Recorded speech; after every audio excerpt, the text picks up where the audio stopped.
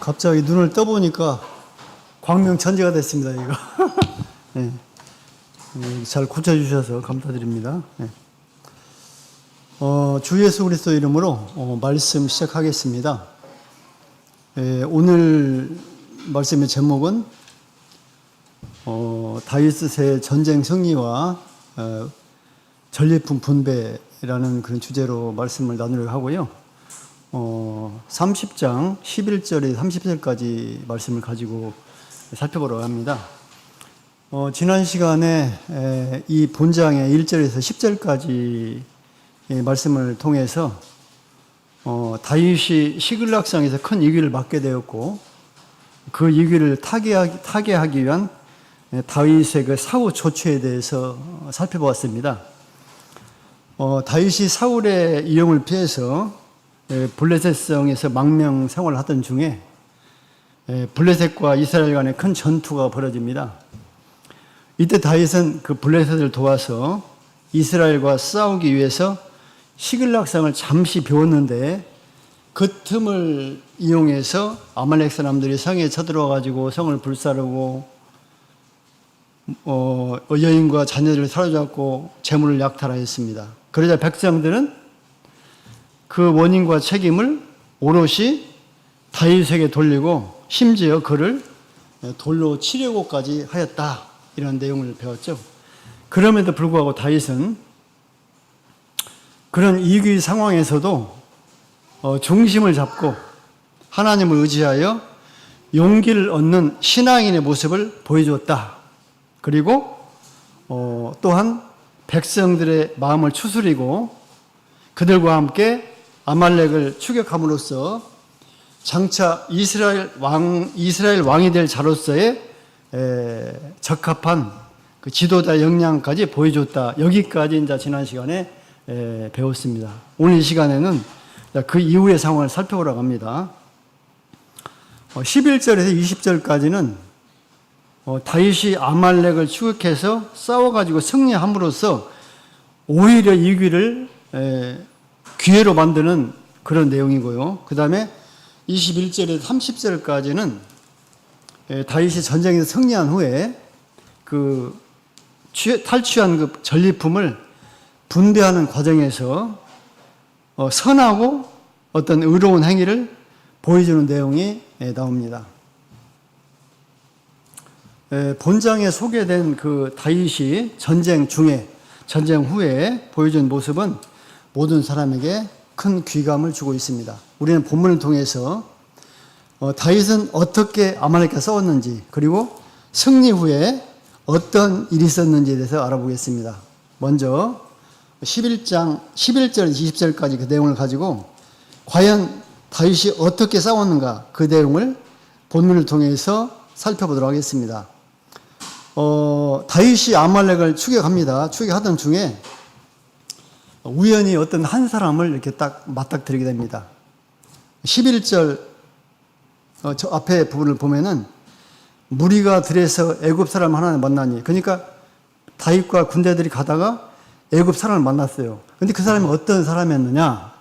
13절에 보면은 다윗이 그에게 이르되 너는 누구에 속하였으며 어디로 서냐? 가로되 나는 애굽 소년이요 아말렉 사람의 종이더니. 14절 우리가 그렛 사람의 남방과 유다에 속한 지방과 갈멜 남방을 침범하고 시글락을 불살라나이다. 예. 그 애굽 사람은 바로 누구였었냐면은 아말렉 사람의 종이었었는데, 아말렉이 시글락을 침공할 때 함께 참전한 사람, 그러니까 다윗에게는 적군이고 원수였었습니다. 그런데 그 사람이 어떤 상태에 놓여 있었느냐? 13절 후반 뒷부분을 보면은 사흘 전에 병이 들매 주인이 나를 버렸나이다, 이렇게 얘기를 하고 있거든요. 그 사람은 전쟁력에 병이 들었고 그래서 주인으로부터 버려졌고 사흘 동안, 뒤에 보면 사흘 동안 아무것도 먹지 못하여 몹시 취약한 상태에 있었다. 그러면 이 사람이 왜 버려졌을까? 추측해 보건대 그 주인은 그 종을 아마 천한 인생으로 여긴 듯합니다. 또한 전쟁에서 많은 이스라엘 사람을 포로로 잡았기 때문에 이제는 그 병든 종은 쓸모가 없다라고 여긴 것으로 추측해 볼 수 있습니다. 이를 통해서 이 아말렉 그 주인은 그 종을 단지 자기 유익의 수단으로만 여겼던 대단히 이기적인 사람이었다라는 것을 우리가 짐작해 볼 수 있습니다. 자, 그러면 다윗이 이 사람 만나서 어떻게 했느냐? 버려진 애굽종에게 먹을 것을 주고 목숨을 살려줍니다. 11절 뒷부분에 보면은 떡을 주어 먹게 하며 물을 마시우고 12절 무화과 뭉치에서 뗀 덩이 하나와 건포도 2송이를 주었으니 그가 낮 사흘 밤 사흘을 떡도 먹지 못하였고 물도 마시지 못하였습니다. 그가 먹고 정신을 차리매. 지금 우리는 지금 본문의 내용을 지금 살펴보는 거예요. 먼저 그 당시 다윗 군대는 아말렉을 급하게 추격했어요. 그래서 그냥 촉박했고, 그래서 아마도 군량미도 넉넉하지 않았을 것이다 라고 짐작해 볼 수 있습니다. 그럼에도 불구하고 다윗은 우연히 만난 그 사람이 병들어서 주인에게 버려지고 굶어 죽어가는 적군이었음에도 불구하고 그 사람의 생명을 소중히 여겨서 물을 주고 떡을 주고 무화과를 주고 건포도까지 주었습니다. 이를 통해서 다윗이라는 사람은 원수에게까지도 자비와 긍휼을 베풀 줄 아는 사람이었음을 우리는 알 수가 있습니다. 15절을 보면은 다윗이 그에게 이르되 내가 나를 군대에게로 인도하겠느냐? 그가 가로되 당신이 나를 죽이지도 아니하고 내 주인의 수중에 붙이지도 아니하겠다고 하나님으로 맹세하소서. 그리하면 내가 당신을 이 군대에게로 인도하리다. 다윗은 애굽종을 전쟁의 길잡이로 삼았습니다. 좀 더 정확히 표현한다면은 하나님께서 다윗을 위해서 그 애굽종을 예비하시고 다윗의 협조자로 삼으신 것입니다. 여기 보면은 이제 나를 그 군대로 인도하겠냐 이런 말이 나오잖아요. 근데 이제 이 부분에 대해서 제가 조금 다른 걸 찾아보니까 그 당시에 그 이스라엘 백성을 쳤던 민족이 아말렉 족속이잖아요. 근데 아말렉 족속은 원래 일정한 지역에서 이렇게 상주해가지고 정착해서 사는 사람이 아니랍니다. 그런 민족이 아니고 반유랑 생활을 하였던 민족이라고 그래요. 그렇기 때문에 그들이 전쟁 후에 어디로 갔는지 정확히 알 수가 없었을 것이다. 그래서 그들의 사정을 잘 아는 안내원이 아무래도 필요했을 것이다. 이렇게 추정을 하더라고요. 그래서 다윗은 그러한 이유 때문인지 모르겠는데 아말렉 사람이 불효한 그 애굽종을 통해서 아말렉 사람들의 행선지를 알고자 했던 것입니다. 결과적으로 이렇게 해가지고 어떻게 됐느냐? 다윗이 아말렉 진을 기습해서 큰 승리를 거둘 수가 있었습니다. 16절 보면 그가 인도하에 내려가니 그들이 온 땅에 편만하여 블레셋 사람의 땅과 유다 땅에서 크게 탈취하였음을 인하여 먹고 마시며 춤추느니라. 다윗이 아말렉 진의 당도에서 보니까 그 사람들이 승리에 도취돼 가지고 자축하고 있었습니다. 자, 그때 다윗이 어떻게 했습니까? 17절에 보면은 다윗이 새벽부터 이튿날 저물 때까지 그들을 치매 약대 타고 도망한 소년 400명 외에는 피한 사람이 없었더라. 18절 다윗이 아말렉 사람의 취하였던 모든 것을 도로찾고 그 두 아내를 구원하였고 19절 그들의 탈취하였던 것 곧 무리의 자녀들이나 빼앗겼던 것에 대소를 물론하고 아무것도 잃은 것이 없이 다 다윗이 도로 찾아왔고 20절 또 양떼와 소떼를 다 탈취하였더니 무리가 그 가축 앞에 몰고 가며 가로되 이는 다윗의 탈취한 것이라 하였더라. 다윗 군대가 이제 날이 새기 전에 기습을 해가지고 쳤는데 아말렉 군대가 족속 그 숫자가 400명만 살아남을 수 있었어요. 그러니까 이게 참 이걸 준비하면서 좀 희한하더라고. 지금 다윗의 군대가 400명이잖아요. 이 사람도 400명이에요. 이 정도면 처음부터 좀 해볼만 했을 거 아니겠습니까? 그러다 이제 하여튼 이제 이긴 이유니까 한 400명 남고 다 죽었어요. 뿐만 아니라 빼앗겼던 것들 다 되찾았어요. 그리고 부하들의 가족을 모두 구출하게 되었으며 심지어 아말렉 사람들의 소유물까지 탈취하게 되었다. 이처럼 다윗은 아말렉을 추격하여 대승을 거뒀습니다. 다윗의 대승리는 전적으로 온전히 하나님의 도우심의 덕분이었습니다. 당시 전쟁에 참여한 다윗의 군대는 고작 400명이었습니다. 이처럼 수적 열악한 상황에서도 불구하고 다윗이 크게 이길 수 있었으면 그가 원수 갚는 일을 하나님께 온전히 맡기고 물었기 때문에 하나님께서 친히 그 일을 이루어 주신 것입니다. 이상으로 11절부터 20절까지 본문의 내용을 살펴봤습니다. 그러면 이 본문을 통해서 우리가 좀 몇 가지 얻어갈 수 있는 교훈을 알아보도록 하겠습니다. 첫째, 자비와 긍휼 베품입니다. 아말렉 주인은 자기 종을 단지 유익의 수단으로만 여겼음을 엿볼 수 있다고 했었죠. 처음에는 그 종이 자신에게 필요했습니다. 도움이 됐습니다. 그러나 후에는 그가 병들고 쓸모없게 되자 인정사정 없이 그를 버렸어요. 사람의 생명을 경시하는 지극히 이기적인 사람이었음을 알 수가 있습니다. 반면에 다윗은 그 애굽 사람이 전쟁 중에 우연히 만난 사람이에요. 그리고 적군이었어요. 그럼에도 불구하고 그에게 자비와 긍휼을 베풀었다.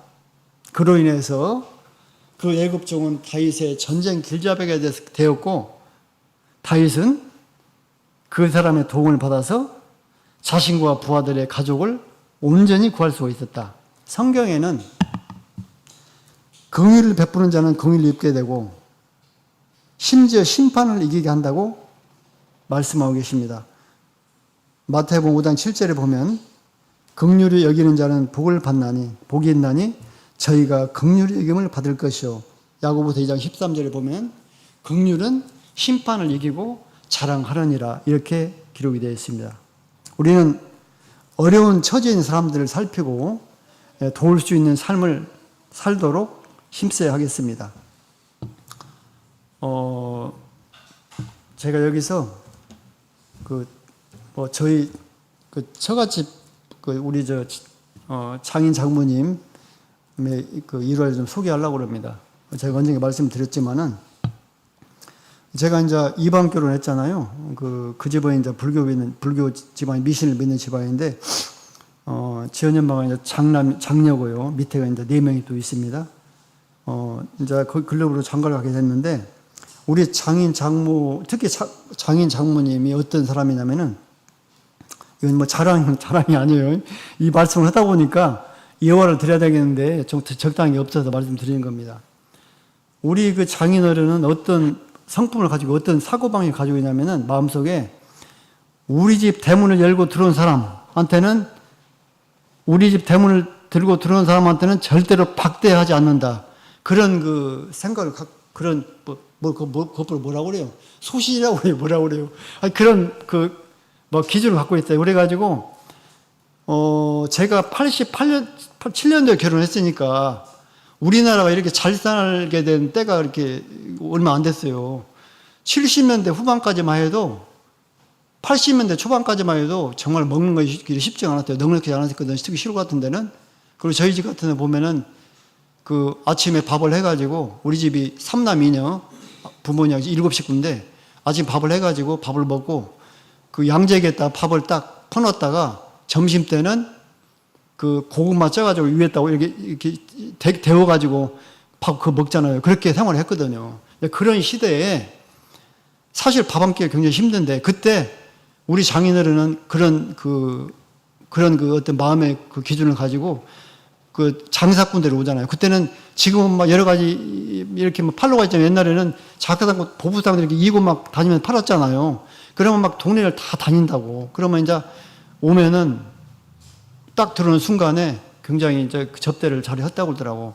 밥도 따뜻하게 해드리고 막 좀 이렇게 베풀었다고 그래요. 이제 그런 걸 실천한 거죠. 이제 그러다 보니까 우리 이제 처가집 동네가 시골은 보통 집정촌이잖아요. 유씨 집정촌인데 거기에 할씨가 한 집 사는 거예요. 그럼 사실은 텃대가 심하잖아요. 그럼에도 불구하고 제가 결혼해가지고 지금까지 살펴보면은 그 사람들이 굉장히 잘하는 거예요. 막 그 우리 장모님한테, 가족들한테. 왜? 평소에 그런 그 마음의 자세로 그 사람들을 베풀었기 때문에 그런 그 후광을 보더라고. 그래가지고 이제 그렇게 해가지고 이제 뭐 자랑은 아니지만은 그 자녀들도 다 훌륭하게 되고, 그리고 심지어는 이제 그 가족들도 다 지금, 아버지는 돌아가셨지만 천안 빼고 다 신앙 안에 들었잖아요. 그래서 아마 자기들께 이렇게 좋은 마음을 가졌기 때문에, 베풀었기 때문에, 긍휼의 마음을 가졌기 때문에 이런 그 하나님께 축복해 주신 것이 아닌가, 이런 생각이 들어갑니다. 그리고 또 한 가지 또 예를 들게요. 시간이 좀 있으니까. 제가 사는 데가 전라북도 임실군 삼계예요. 삼계인데, 우리 삼계면에 어은이라고 하는 동네가 있어요. 근데 그 동네에 한상준이라고 하는, 지금 돌아가셨으니까 실명 얘기도 상관없습니다. 한상준 씨라고 하는 국회의원이 있었어요. 옛날에 공화당 때부터 했던 분이 있었는데, 그분이 5대 6대 2번을 했거든. 근데 저희 아버님께서 꼭 그런 말씀을 하시더라고, 어리들 때. 저 한상준 국회의원 텔레비에 나오면 그래요. 저 한상준 국회의원, 국회에 가가지고 별로 말도 안 하고 있다가 시간 되면 밥 먹을 때 했습니다. 이렇게 한다는 거야. 한 게 사람들이 이렇게 얘기를 하는 거예요. 그 정도로 크게 이렇게 똑똑하지도 못하고 이렇게 막 그 공적이 없음에도 불구하고 이 사람이 국회의원을 2번을 된 거예요. 한 번은 조직은 무소속으로도 조직을 이긴 거예요. 민주당을 이긴 거야. 근데 이 사람이 왜 됐느냐? 우리 아버지가 말씀하시더라고. 그 집이 어디가 있냐면, 그 오수, 옛날에는 그 오일장 있잖아요. 시골에 장 있잖아요. 오일장마다. 우리 집에서 오수까지 8km예요. 그러면 거기가 5일마다 장이 서는데, 아침에 일어나서 보면은 그 8km 걸어가거든, 그때는. 걸어가는데, 장사진을 이뤄요. 막 사람들이 전부 다 옷을 입고, 머리에다 막, 어떤 사람은 닭도 가지고, 계란도 가지고, 막 다 이고, 걸어간다고 쭉 걸어가. 8km를 걸어간다고 생각해봐요. 더울 때. 얼마나 뜨겁겠어요. 근데 이 집이 어은이 거기 중간에 있었던 모양이에요. 근데 이 집에 잘 살았대요. 우리 아버지 얘기예요. 그래가지고 그 왔다 갔다 하는 그 사람들에게 그 굉장히 베풀었답니다. 이 사람이. 그래가지고 그 덕으로 국회의원 됐다고 아버지께서 말씀하셨다니까요. 그래서 그러면서 항상 그 말씀 하시더라고. 덕을 쌓으면은 복을 받는다. 그런 말씀 하셨는데 오늘 그 다윗이 덕을 베풀었잖아요. 그래가지고 복을 받은 것처럼 그 생각나서 제가 소개를 하는 겁니다. 두 번째로는 악인의 형통과 상도의 근신에 대해서 생각해 보겠습니다. 17절, 16절을 보니까 아말렉 사람들은 승리에 도취되어 있었어요. 이겨가지고 자축하고 있었을 때 다윗이 기습해가지고 승리를 한 겁니다. 자, 이처럼 죄인들이 안전하다, 기쁘다 하는 그때가 가장 위험하고 멸망에 가까운 때라고 성경 말씀은 우리에게 하고 계십니다. 데살로니가전서 5장 3절에 보면 저희가 평안하다, 안전하다 할 그때에 잉태된 여자에게 해산 고통이 이름과 같이 멸망이 후련히 저희에게 이르리니 결단코 피하지 못하리라. 그리고 악인의 형통은 계속 가느냐? 그렇지 않다는 거예요. 잠깐이라는 겁니다. 아까 그랬잖아요. 이게 가지고 막 자축하고 있는데 바로 기습받았고 다 죽었지 않습니까? 잠언 24장 19절 20절에 보면은 너는 행악자의 득이함을 인하여 분을 품지 말며 악인의 형통을 부러워하지 말라. 대저 행악자는 장은혜가 없겠고 악인의 등불은 꺼지리라. 이렇게 말씀하고 계십니다. 그러므로 성도는 오로지 세상의 성공이나 육신의 향락이나 탐닉만을 추구하는 것을 경계해야만 합니다. 육신의 방종은 믿음에서 멀어지게 하기 때문이고, 그러므로 늘 깨어서 근신하고 주의 날을 예비해야 하겠습니다. 베드로전서 5장 1절, 5절, 8절에 보면은 1절 보면 베드로전서 5장 1절 형제들아 때와 시기에 관하여는 너희에게 쓸 것이 없음은 주의 날이 밤에 도적같이 이를 줄을 너희 자신이 자세히 알미라. 6절 그러므로 너희는 다른 이들과 같이 자지 말고 오직 깨어 근신할지니라. 예. 세 번째로 우리가 생각해 볼 수 있는 것, 세 번째로 하나님을 의지하는 삶. 15절에 보면 다윗은 아말렉과 전쟁에 임할 때 온전히 하나님을 믿고 의탁하였습니다. 7절, 8절에 나옵니다. 이때 하나님은 15절에서 버려진 애굽 사람을 다윗 군대의 길잡으로 세우시고 전쟁 승리에 적극적으로 기여하게 하셨습니다. 하나님을 믿고 의지했을 때 이런 일이 벌어졌다는 것이요. 다윗이 전쟁의 길목에서 암말렉 종을 만난 것은 세상의 눈으로 보면은 우연이라고 말할 수 있습니다. 그러나 이는 다윗에 대한 하나님의 섭리 속에서 그분께서 행하신 일이다. 이런 것을 우리는 믿고 알고 있습니다.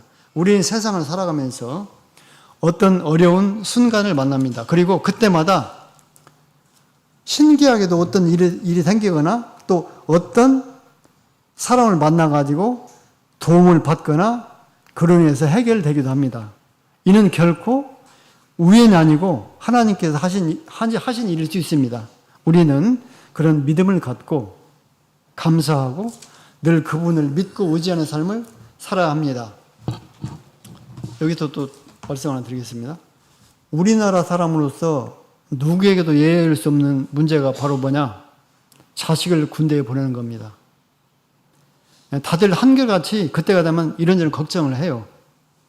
그래서 아무리 독하다? 강한 부모를 할지라도 다들 어떻게 해요? 눈물을 흘립니다.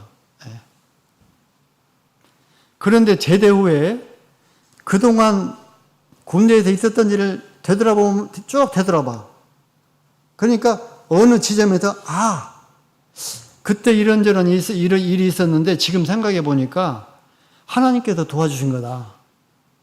그때는 우연인 줄 알았는데 라고 깨닫게 될 때가 있습니다. 저도 두 아들을 군대에 보냈고 첫 번째는 김정기, 두 번째는 김명기 보냈는데 그런 경험을 했습니다. 지난 일요일 날 그 전도 활동 자비 희락반하고 어떤 분께서 이렇게 삼계탕을 접대하신다고 해서 또 어떤 자매님이 이렇게 막 맛있게 끓여가지고 대접을 받고 맛있게 먹었는데 그때 얘기를 하던 중에 제가 배혜정 자매한테 은구의 현재 소식을 좀 전해주세요 얘기를 했어요. 그랬더니 막 말씀하셨어요.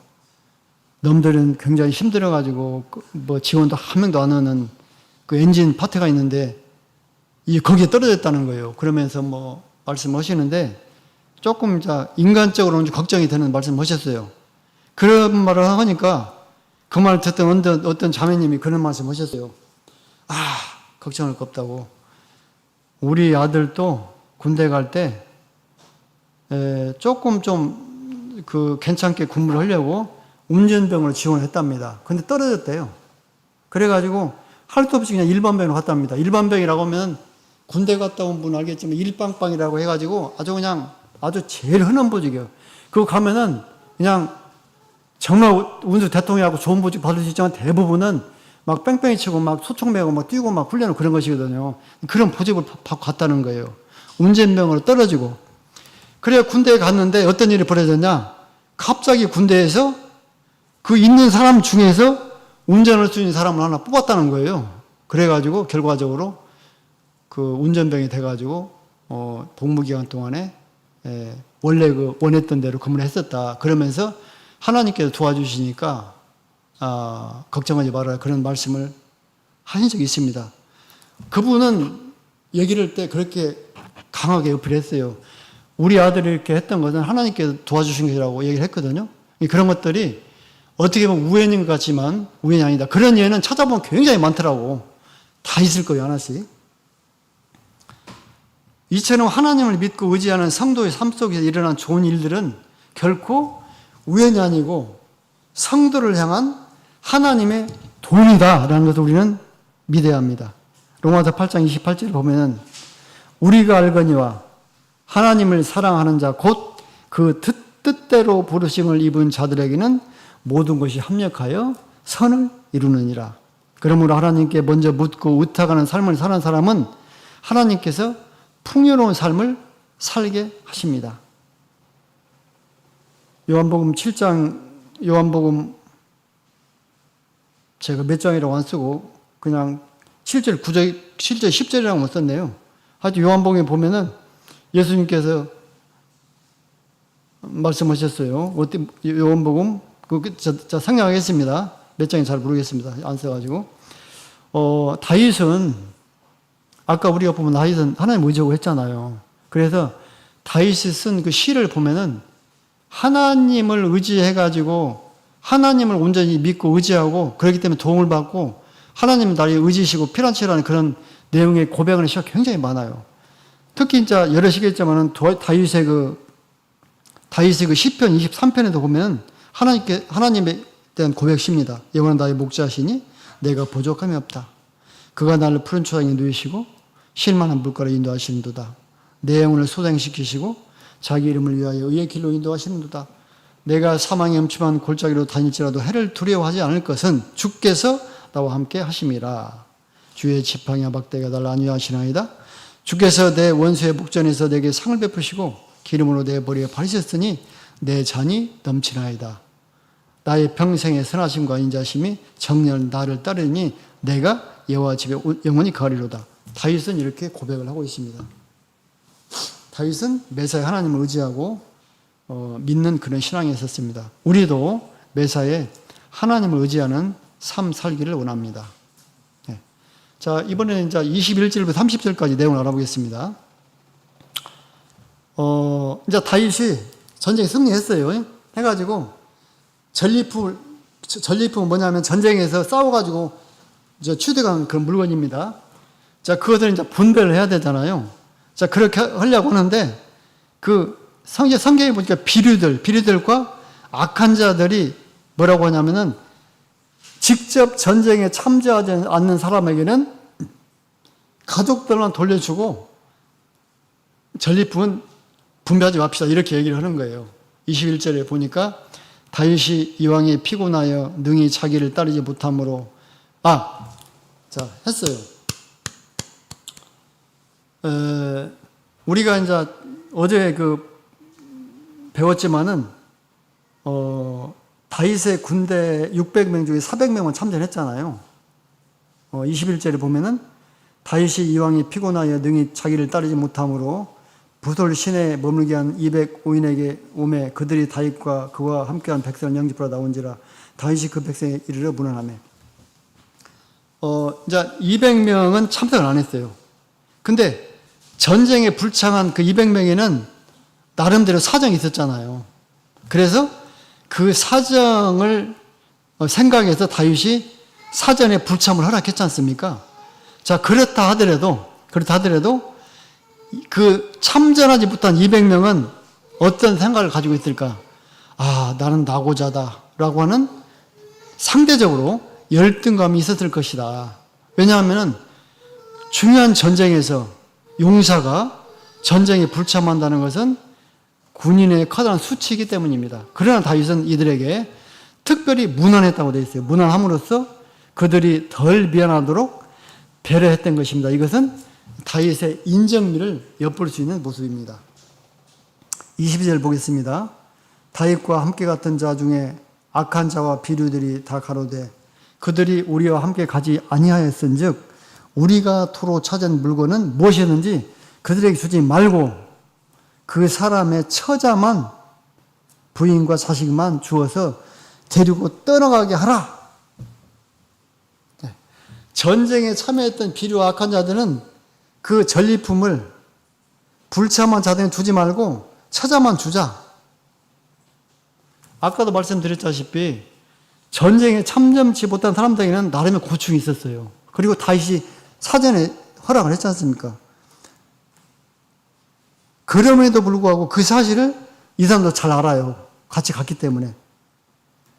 그런데 알고 있으면서도 함께 싸우지 않았다는 그런 기준을 가지고 냉정하게 말한 것이죠. 그러므로 그 사람들은 어떻게 보면은 욕심에 눈이 벌어가지고 자신들의 형편만 생각하고 다른 사람의 어려움은 전혀 돌보지 않는 대단히 이기적인 잘못된 처사이다.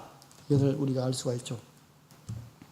자, 그럼에도 불구하고 다윗은 동참하지 않은 200명에도 나눠주도록 했고 이것은 향후에 이스라엘의 율례와 규례가 되었습니다. 23절에 보면 다윗이 가로되 나의 형제들아 여호와께서 우리를 보호하시고 우리를 치러 온 그 군대를 우리 손에 붙이셨은즉 그가 우리에게 주신 것들 너희가 이같이 못하리라.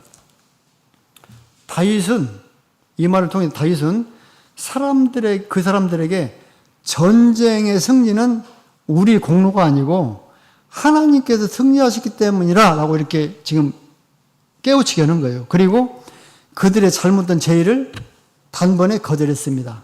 이처럼 다윗은 하나님의 은혜를 은혜로 아는 바른 신앙을 소유한 사람이었다. 그래서 그들의 잘못된 죄를 지적하고 거부할 수 있었다는 것입니다. 24절, 이 일에 누가 너희를 듣겠느냐? 전장에 내려갔던 자의 분깃이나 소유물 곁에 머물던 자의 분깃이 일반일지니 같이 분배할 것이니라 하고, 그날부터 다윗이 이것으로 이스라엘의 율례와 규례를 삼았더니 오늘까지 이르니라. 다윗은 이런 연유로 전리품을 모두에게 똑같이 나누었어요. 그리고 이 같은 분배 방식은 한 번으로 끝난 것이 아니고 이스라엘의 율례와 규례로 담았다. 여기서 율례와 규례로 삼았다라고 하는 이것은 이스라엘 백성에게 주어진 어떤 신적 명령이나 규범 등을 강조하는 그런 표현입니다. 다윗의 이 같은 공정한 분배는 장차 그가 이스라엘의 왕이 될 사람으로서 마땅한 자질을 보여준 것이고, 향후 다윗 왕국의 통치 근간이 어떠한 이념에 입각한 것일지를 우리에게 미리 보여주는 것이라고 할 수가 있습니다. 뿐만 아니라 다윗은 전리품을 유다 여러 지방의 장로들에게 보냈습니다. 26절 30절에 나와 있는데요. 읽어보겠습니다. 다윗이 시글락에 이르러 탈취물을 그 친구 유다 장로들에게 보내어 가로되 보라, 여호와의 원수에게서 탈취한 것을 너희에게 선사하노라 하고, 27절 베델에 있는 자와 남방 라못에 있는 자와 얏딜에 있는 자와 아로엘에 있는 자와 신못에 있는 자와 에스드모아에 있는 자와 라갈에 있는 자와 여라무엘 사람의 성읍들에 있는 자와 게인 사람의 성읍들에 있는 자와 홀마에 있는 자와 고라산에 있는 자와 아닥에 있는 자와 헤브론에 있는 자에게와 다윗과 그의 사람들의 왕래하던 모든 것을 보냈다. 그러니까 제가 이제 이 지명을 찾아보고 나왔는데 아마 다윗은 이쪽에 망명 와 있잖아요. 저 유대 나라 사람들에게 다 보냈던 것 같아요. 그것을. 이처럼 다 보냈거든요. 다윗이 왜 이렇게 조치를 했느냐? 다윗은 전쟁의 승리가 하나님 은혜였다. 그래서 그 하나님 은혜를 그 유대 지방의 사람들에게 소개하기 위함이었다. 즉 이스라엘의 원수를 무찌르게 하신 하나님의 크신 은혜를 많은 사람에게 널리 알리기 위한 것이었다. 또한 이는 승리의 기쁨을 온 이스라엘 백성과 함께 누리기 위한 것이었음을 알 수가 있습니다. 이상으로 21절에서 30절까지 말씀을 통해서 전쟁 후에 어떻게 다윗이 하였는지 알아보았습니다. 그러면 우리는 이 말씀을 통해서 또 얻을 수 있는 몇 가지 교훈을 살펴보도록 하겠습니다. 첫 번째로 형제 사랑의 실천입니다. 23절 25절을 보면은 다윗은 악한 자들과 비류의 제한에도 불구하고 전쟁에 참여하지 않았던 200명에게도 다 같이 전리품을 나누도록 했습니다. 그 이유를 하나님께서 승리하게 하셨기 때문이라고 말했습니다. 즉 전쟁 승리는 전혀 자신들의 공로가 아님을 알았던 것입니다. 이처럼 다윗은 하나님의 은혜를 은혜로 아는 바른 신앙을 소유한 사람이었기에 전리품을 나눌 수 있었다. 즉 사랑을 실천할 수 있었던 것입니다. 다윗이 하나님의 은혜를 은혜로 아는 사람이었으면 그의 고백, 기도, 고백 시를 통해서 우리가 알 수가 있습니다. 역대상 17장 16절 18절에 보면은 이 내용이 뭔 내용이냐면은 다윗이 이제 왕이 돼가지고 자기는 좋은 곳에 있는데 하나님이 계시는 전은 그 형편 없으니까 하나님 전을 건축하려고 이런 마음을 가지고 이제 나단 선지자에게 물어보니까 선지자가 하나님을 통해서 이렇게 말씀하시는 내용이 너는 그대로 있고 내 아들 때에 가서 해라. 그러면서 그 다윗의 마음을 그 협족 얘기해가지고 하나님 큰 복에 관한 얘기를 막 축복을 하는 거예요. 그 말을 듣고 다윗이 한 말이에요. 다윗 왕이 여호와 앞에 들어가 앉아서 가로되 여호와 하나님이여 나는 누구이며 내 집은 무엇이가 한데 나로 이에 이르게 하셨나이까. 17절 하나님이여 주께서 이것을 오히려 작게 여기시고 또 종의 집에 대하여 먼 장래까지 말씀하셨사오니 여호와 하나님이여 나를 존귀한 자같이 여기셨나이다. 주께서 주의 종에게 베푸신 존귀에 대하여 다윗이 다시 무슨 말씀을 하오리까. 주께서 주의 종을 아시나이다. 이 다윗은 그 시를 통해서 자기가 하나님의 은혜를 감사하고 하나님의 은혜를 아는 그런 고백을 한 사람이 알 수가 있습니다. 신약 성경에는 은혜가 헬라어로, 가만있어. 신약 성경이 헬라어로 써있죠? 구약 히브리어고. 헬라어로, 읽을지 모르는데, XAPI, C라고 된 것 보니까, 카리스라고 그래요, 카리스. 카리스 말 때 카리스인데, 신약 성경에는 은혜라는 말이 155차례가 나온답니다. 세번은 안 있습니다. 성경 학자들이 그래요. 그런데 그 중에서 130회는 사도 바울의 서신서에서 발견된다고 합니다. 그래서 그 바울 사도가 기록한 모든 서신서, 바울 사도가 서신서를 몇 편을 썼죠? 신약 성경에 서신서가 21편인데 그 중에서 바울 사도가 13편을 썼어요. 바울 사도가 쓴 그 서신서를 보면은 은혜로 시작해서 은혜로 끝낸다는 겁니다. 그리고 본문 내용에도 은혜라는 말이 압도적으로 나오는데 그렇기 때문에 그 155회 중에서 130회를 차지했겠죠. 바울은 어떤 사람이에요? 한때는 잘못된 하나님 열심 신앙을 가지고 수많은 기독교인들을 핍박하는데 앞잡이 노릇을 하는 사람이에요. 그래서 바울은 얘기하기를 나는 괴수 중에 괴수라고 하잖아요. 죄인 중에 죄인이라고 하잖아요.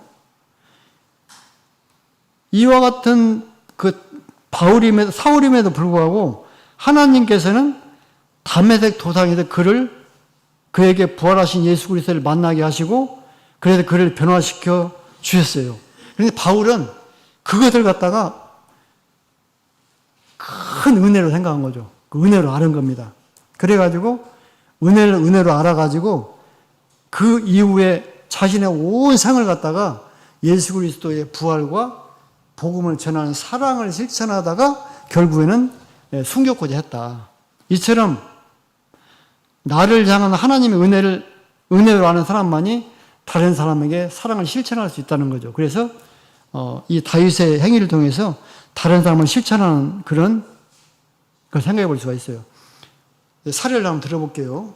적합은 다른지 모르겠는데 옛날에 저희 금년에 돌아가셨나? 조삼년 형제님 계셨잖아요. 그분이 이제 한쪽 다리를 잃고 이렇게 혼자 가족들도 돌봄이 없었고 혼자 있었는데 그분이 낙천적이니까 어떻게 이제 그나마 견디고 있는데 굉장히 형편이 어려웠었죠. 사실 나는 이렇게 오면서 좀 뜨끔거렸는데 한 번인가 두 번인가만 단체 신방할 때만 따라간 적이 있었는데 제가 알기로는 어떤 형제, 어떤 댁에서는 수시로 이렇게 막 반찬도 갖다가 주고 이렇게 막 가도 좋은 말씀도 해주시고 이렇게 위문을 했다고 합니다. 이런 것들이 사실은 작은 것 같지만은 실천해야 힘든 사랑의 실천인데 이런 것들도 그 사람은 왜 그랬을까? 내가 하나님으로부터 받은 은혜가 크기 때문에 은혜로 알았기 때문에 사랑을 실천할 수 있는 것이라고 생각할 수가 있고요.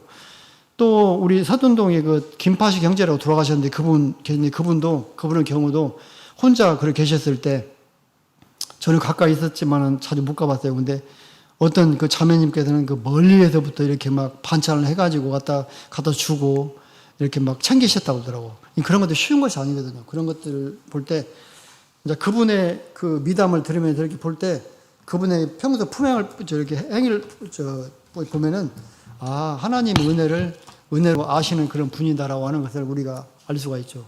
그 사랑의 실천이라고 볼 수가 있겠습니다. 두 번째로는 우리가 본문을 통해서 하나님의 은혜를 공유하는 것에 대해 생각해 보도록 하겠습니다. 하나님의 은혜를 나누는 것. 다윗은 탈취물을 유대 여러 지방 장로들에게 보냈어요. 26절 30절에 나오죠. 그것은 말씀드린 대로 하나님의 은혜를 모두에게 소개하기 위함이었었다. 즉 이스라엘의 원수를 무찌르게 하신 하나님의 은혜를 널리 알리기 위해서라는 것이죠. 즉 하나님의 은혜를 다른 사람과 함께 공유하려고 하는 것, 나누려고 했다는 것입니다. 우리도 하나님께서 우리에게 주신 각자 나름대로 큰 은혜를 받았잖아요. 그렇기 때문에 그 받은 바 은혜를 온 교회와 함께, 교회 상도를 얘기합니다. 상도와 함께 나눔으로써 모두 함께 하나님께 영광을 돌리고 함께 기뻐해야 되겠다. 열왕기하 그 7장 9절 10절에 보면은 무슨 내용이 나오냐면은 그 기쁜 소식을 전한 그 네 문둥이가 나옵니다. 그 사마리아 지방에 문둥이가 있었는데 그때 당시에는 문둥이가 있으면은 격리잖아요. 밖에다 격리거든. 성 안에 밖에서 살아야 된다고. 근데 이제 이분들이 밖에 살고 있고 성 안에 이제 사람 살고 있는데 아람 군대가 쳐들어와 가지고 사마리아 사람을 둘러쌌어요. 싸가지고 고사작전을 편 거예요. 그냥 굶어 죽이는 겁니다. 밖에 못 나가게 딱 막아버리니까. 그러니까 이제 나중에 어떤 일이 벌어집니까? 열왕기상 7장에 보면은 심지어는 먹을 거 없었기 때문에 자기 자식을 이렇게 순번을 정해가지고 이렇게 참 삶아먹는 그런 그 회개방치한 사건이 벌어져요. 사람이 이제 목공이 포도청이니까. 그런 시대에 밖에도 문둥이들은 얼마나 굶어 죽게 생겼죠. 안에도 지금 못 먹고 사는데.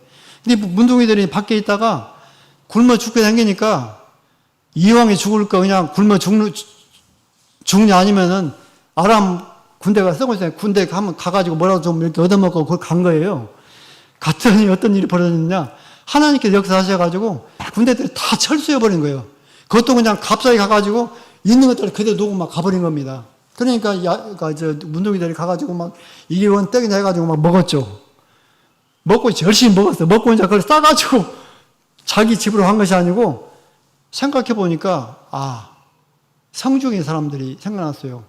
저 사람들이 불쌍하고. 그래서 이게 지금 아람 군대가 도망가가지고 이렇게 뭐 우리가 살 수 있는 길이 열려있다는 이 기쁜 소식을 갖다가 전해야 되겠다 해가지고 네 문둥이가 허락도 없이 성에 들어가가지고 그 소식을 전하고 그래가지고 결과적으로 그 백성들이 나와서 보니까 진짜 그런 일이 벌어졌네. 그래가지고 그 막 수습을 해가지고 그 성 사람들이 구원을 받았다. 즉 자기가 받은 은혜를 기쁜 소식을 갖다가 공유해가지고 결과적으로 다른 사람과 기쁘게 하는 행복을 주는 그런 사건이 벌어진 것이 역대상인데 그런 그 사람들도 있더라고요. 자, 그리고 사도행전 3장에 보면은 베드로 요한이 성전에 올라가는데 안진뱅이를 구출하잖아요. 근데 그 안진뱅이가 자기 나섰어. 너무 좋아가지고 막 뛰고 그냥 집으로 가버린 게 아니라 성전으로 들어가가지고 사람들에게 막 한 거예요. 자기 기쁜 것들을 막 공유하고 이렇게 막 하나님 의대를 알리고 그런 것들을 우리에게 이제 왜 이렇게 써놨느냐 이렇게 해라는 것이죠. 우리는 지금 뭐라고 잡으라고 있습니까? 구속받았다고 하잖아요. 구속받았다고. 그러니까 구속은 뭐예요? 대가를 지불하고 구원받는 게 구속이잖아요. 그렇기 때문에 그 대가를 우리가 지불 안 했어. 그렇기 때문에 우리가 받은 구속은 뭐예요? 전적으로 은혜잖아요. 은혜. 근데 먼저 받았잖아요. 우리가. 그러면 이제 받지 못한 사람도 있을 거 아닙니까? 그 사람들에게 어떻게 해야 되느냐? 그 은혜를 알리고 복음을 전해가지고 그 사람들도 구속의 은혜를 함께 받아 누릴 수 있도록 그런 사람이 돼야 되겠다. 즉 하나님께 받은 은혜를 공유하는 그런 삶을 살아야 되겠다라고 생각해 볼 수가 있습니다. 예수님께서 마태복음 10장에 보면은 12 제자를 파송할 때 둘씩 보냈거든요. 그러면서 뭐라고 얘기했냐면은 거저 받았으니 거저 주어라 이렇게 얘기하거든요. 그러니까 우리가 받은 은혜를 이렇게 공유하고 나누는 그런 삶을 살아야 되겠다. 베드로 그 솔로몬 행각 그 설교도 보면은 이와 비슷한 내용이 있습니다. 그래서 이처럼 하나님 은혜를 공유하는 그런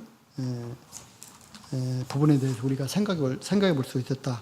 그래서 이제 오늘 말씀을 통해서 이렇게 전반부를 통해서 한 두서너 가지, 후반부를 통해서 이렇게 두 가지 이렇게 생각해 봤습니다.